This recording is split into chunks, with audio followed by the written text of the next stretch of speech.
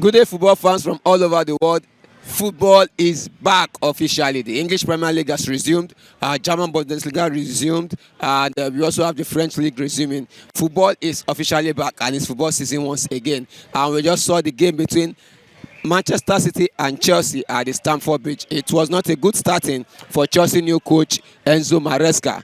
He seems to have done a lot of tweaking with the team, but it still not seem to be working. Something needs to be done. And for the champions, Manchester City, it was a great start in their title defense.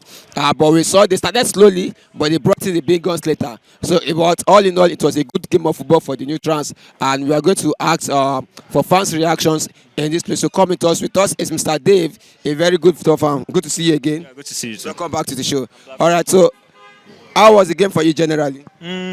Well, it went as predicted, actually. I never expected Chelsea to win the game because of... I saw the setup. I saw Christopher Nkunku playing as a winger. And to be honest, I don't really think he has the tools to be playing as a winger. He's mostly a false 9 or number 10. And then they used Enzo Fernandez as number 10. So I was wondering, because the recent times we've used Enzo as a number 10, they didn't work out so well. So I was thinking, let's see whether it will be better this time. At least I still have faith, a bit of faith. But, well, it largely went as expected. It was frustrating because, of course, I always want my club to win. But, well, it went as expected. It was. All right. So in this game, we saw Chelsea set up in a 4-1-4-1 formation with Caicedo playing as the lone 6, then Lavia and Enzo playing as in the midfield partnership. Then Cole Palmer was pushed wide to the right wing, and then Nkunku on the left. And a lot of times we saw Jackson being isolated with the Manchester defense up front. He was so low, a lone figure and everything. But do you think there's a better way Chelsea could have approached the match? First of all, we have to use our best players in their best position. Not even our best players, even our worst players, at least you have to use them in their best position because Giving them the best chance. yeah, giving them the best platform to perform. Enzo is not good as a number 10. We know that Pochettino tried that a bit last season, but it didn't work out so well. So I was surprised to see Enzo Maresca try the same thing when he made his name as a deep line playmaker in River Plate and during the World Cup. Then Nkunku made his name at Leipzig as a number 10. So he should have shifted Nkunku to the number 10. Then maybe sacrificed one of Caicedo or Lavia, or maybe even Enzo himself to put two proper deep line playmakers. I liked what I saw from Lavia so far. Then putting Nkunku as the number 10 will allow someone to hover around Jackson so that there will be more bodies in the box. And then we should have put a specialist left winger like Neto or Sterling. Although Sterling, he left Sterling at home. He could have put Mudryk, but he should have put a more specialist left winger. Yeah, because and then Cole Palmer, if the setup around him isn't right, of course he has shown that even in a rubbish setup he will perform. But he hasn't. This was his first match since coming back from the Euros, so he's not fully match fit. So they were asking too much of him. Or if they wanted to put Cole Palmer as a number 10, which was also a very good move, then they could have put Madueke as a left winger. As a right winger, sorry. And Jackson, well, the less said about him, the better. All right. So speaking about Nicolas Jackson, do you think Chelsea still needs a striker? Actually, yes, because Jackson is the kind of striker that he thinks he has too much time to do anything. Meanwhile, the Premier League won't give you that much space and time. He always thinks a lot before shooting. And even the opposing keeper will be like, I'm expecting a shot. Why aren't you shooting? So that's how it is. Jackson thinks a lot before he does anything, and then when he decides to actually do something, after a lot of thinking, he will end up getting dispossessed at the time. So yes, he has to know that he doesn't have time to think. Shoot first and think later. That's the thing. Shoot first. That's the same problem. Just like Darwin Núñez now. Darwin Núñez, when he has time to think, he does rubbish. But when he doesn't have time to think, he actually scores. So that's how it is. So we need a so Jackson is actually a very good footballer when he's not in the box. Yeah. When he's not in the box 18, he's a very, very good footballer, very, very good channel runner, very, very good link-up man. He does everything right until he gets into the box. So I would rather keep Jackson as a backup, but the market is very scarce for good number 9s. Probably it's only Osimhen that's available and he's too expensive. Napoli's president, Antonio De Laurentiis, he's a very hard negotiator. So, of course, it'll be very hard to get him to bring the price down. And I'm not sure I don't know whether we can get Osimhen. I hope we do. And if we do, I hope Maresca's football will give him the perfect platform to shine, because, last time, we have had a lot of number 9s, from Higuain, Morata, Werner, and the whole of Lukaku, and they have been very bad. I don't know, Chelsea kills number 9s. So we just hope that we get Osimhen, or if not Osimhen, at least someone who is good or has the potential. But we've been buying a lot of potential lately, so someone who is good, who's an established striker, and then I hope that and then give him the best platform to perform. Because right now we have Neto. Neto is a very good chance creator. Palmer is a very good chance creator. So no, don't count this reward. The guys, that guy spent his last season in the championship, so I don't even rate him. He should be playing against. They should not have brought him in against Man City. They should be bringing him against teams like Ipswich, Southampton. Those are the kind of teams that he should be playing against, not the champions of England. That is not. And since Chelsea, of course, I'm not sure Chelsea will buy Osimhen, because they are just Chelsea. It seems like the owners of Chelsea, Todd Bowley and Wayne Starley, they like players who have not learned to play football. Like, they are still learning to play football. So how do you expect a coach to win trophies with players who are still learning to play football, who have not learned everything that they can learn? They are buying players of 18, 19, 20, and of course, lack of experience. As the last 2 seasons have shown, it's not ideal. And now we have Thiago Silva has left. That was our most experienced player, and we could feel the defense lacked a bit of organization in the preseason friendly and in the matches. In his place, we played Wesley Fofana, who hasn't actually played in a year. So he's not fit. But who else can we use? Tosin. No, he played at Fulham. Please, with all due respect to him, he's a good footballer, but Fulham is different from Chelsea.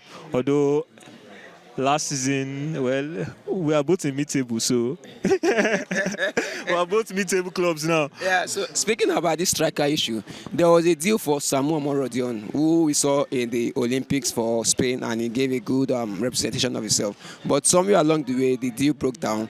We also saw Gallagher deal was also suspended because of the breakdown of the deal. And so there's also noises and shouts of Joao Felix also coming the other way. And Chelsea have been insisted that they don't want any of these deals to be linked together. They want it to be done separately and all of those things. Do you think the Samu Omorodion could have been a better option for Jackson? And also, what about Conor Gallagher? Despite the treatment he received and now the deal fell through, he's been called back to the team. Do you think it's going to be a good mix for the team? Is he going to help with team harmony? Is he going to make the player happy to come back? What do you think? First of all, as I said, Chelsea likes players who haven't learned to play football. Samu Omorodion, 20. He was playing his football in the Spanish second division, I think. I might be wrong, but he was playing at the Spanish second division. And first of all, he hasn't played top flight football in his life. He played at the Olympics. With all due respect, Olympics is mostly made up of under 21 players or under 23. They are young. So, of course, we can't say whether he will perform at the top level. He's still learning about himself. So, of course, I would like someone better. Yeah, with experience. Someone who can shoot, who is experienced at shooting. For example, now, or if you can identify the real good strikers, like the way Man City identified Alvarez. Alvarez is a demon in front of goal. If you can identify talents like that, then get them instead of getting the. I'm not sure Morodion is on the level of Jackson. of Alvarez or someone like that, or a good striker, but I could be wrong. I could be wrong. I stand corrected. Then Gallagher. Honestly, I don't know why Chelsea are treating Gallagher like that, because when Enzo got injured and Gallagher got moved to the central midfield, that's when we started having our best results and we went on that long run. And Caicedo said he loves playing with Gallagher in the midfield because he won't do much of the running. It's Gallagher that will do much of the running. Which allows him to do Which, covering. yeah, and do what he does best. And again, Gallagher, from central midfield, he had, is it 15 goal involvement or 17 goal involvement from central midfield? So he was a very good player last season. I don't know why they want to sell him so badly. Maybe it's because of the FFP situation, and since Gallagher comes from the academy, it counts as pure profits.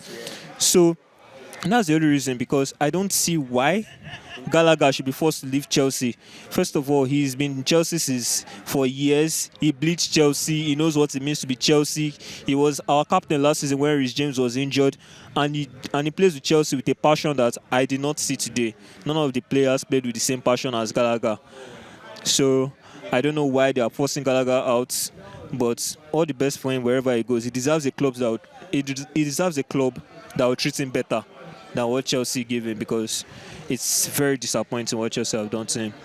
So Felix, Felix, actually, I'm not so sure about the Felix deal, but because we are stocked very well in the number 10 attackers, and Felix doesn't. Number 10 advanced midfielders, and Felix does not have the pace to play wide. Now Felix, with all due respect, he failed at Atletico. He failed at Chelsea the first time. He failed at Barca. He was the one that missed the penalty that Portugal crashed out of the Euros. And during his appearances for Portugal, because I watched all the Portugal matches, and save for one little bit of skill that he did in the tournament. I don't know which match. Maybe the last match of the group stage. Against Georgia. Yeah, against Georgia. He didn't really do anything that impressed me. So I'm not enthusiastic about it. Yeah, they lost it. Yeah, it's true. He failed in that game. So he failed in the game. So I'm not really enthusiastic about Felix coming, but at least he might be better than Omorodion. Who knows? I'm not sure about that, but he might be better than Omorodion. And at least when he comes here, if he comes here, let's hope he doesn't hit the bar as much as he used to do, because when he came here for that half-season loan, it felt that he was doing a crossbar challenge, because most of his shots were always hitting the post. I was like, Felix, what are you doing? Like, are you like, yeah, score hits now? The net is way wider than the crossbar. The net, just cut it in a bit, stop hitting the bar. So that's why I hope his shots go in, because of course he's a very silky footballer, very, very nice to watch, but he hasn't really taken the last steps. There are not much end products, not much pace, not much to really impress me. He's a beautiful footballer, but that's all. Cute, but no end product. All right. You're fairly cute, but no end product. Back to this match now. We saw one of your best midfielders, Kovacic, who was sold to bring in the millions and millions of Caicedo and Enzo Fernandez. We saw him beat two of them so easily and score a goal, the winning goal in this match. How did that make you feel? I actually saw that. When I saw the goal, I was like, yes, this is the player that we sold to make room for Enzo and Caicedo, and he's way better than them. He's more experienced, and first of all, we sold all our midfielders at the time. We sold Kante. No, we've let Kante leave. We've let Jorginho leave. We've let Kovacic leave, and we've had a midfield. We replaced them with 150 million Caicedo, 100 million Enzo, Lavia of 50 million, and some other players. And our midfield, and Ugochukwu, And our midfield is way worse than it used to be. We saw proven performance for people who aren't good play. No, I won't say they aren't good players, but who aren't on that level at all. They are not elite yet. They have the potential to be elite, but they can't be buying potential all the time. I mean, we bought Kante when he was the best player in the Premier League. We bought who was that? We bought Jorginho. Jorginho was one of the finest Napoli midfielders. Yeah, and of course, he won the Champions League with us. He won the Euros. He was on the Ballon d'Or podium. So that's it. That shows that you buy experience. What's his name? Kovacic was in Madrid. He was learning from Modric, Cruz, and all those OGs, them, Ogas, and the rest. And honestly, I don't know. We're buying from people. Who do they want to learn from? They are the oldest players in the team. Who they want to learn from? All right, so Chelsea fans, who are they going to learn from? Thank you very much, Mr. Dave. Good to have you again. All right, all the best for Chelsea. All right, amen.